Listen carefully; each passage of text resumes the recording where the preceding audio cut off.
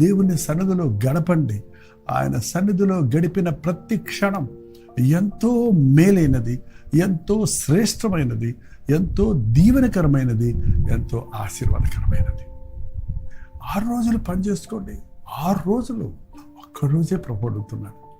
ఆ రోజు ప్రభువుని కనపరచండి.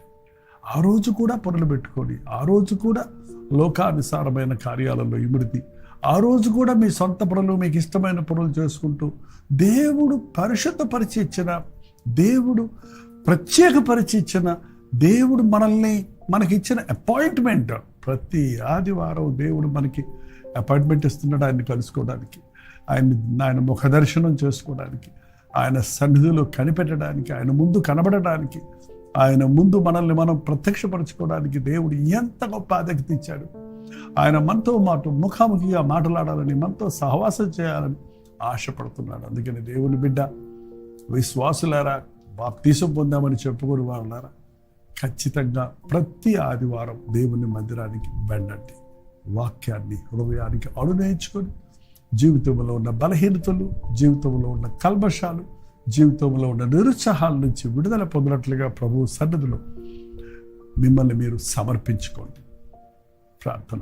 పరిశుద్ధుడ, ప్రేమగల తండ్రి,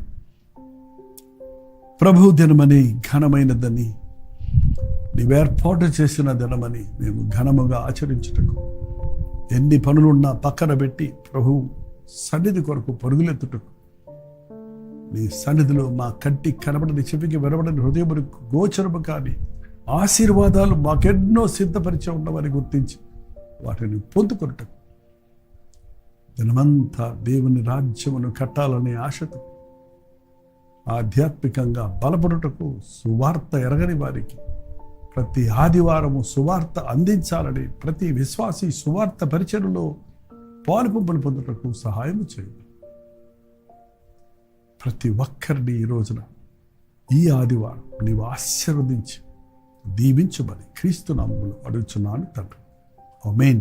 తండ్రి అయిన దేవుని యొక్క ప్రేమయు, కుమారుడైన క్రీస్తు యొక్క కృపయు, ఆదరణకర్త అయిన పరిశుద్ధాత్మ యొక్క సహవాసం కూడి వచ్చిన మనందరికీ ఇప్పుడున్న సదాకాలం తోడైండును గాక. ఆమేన్.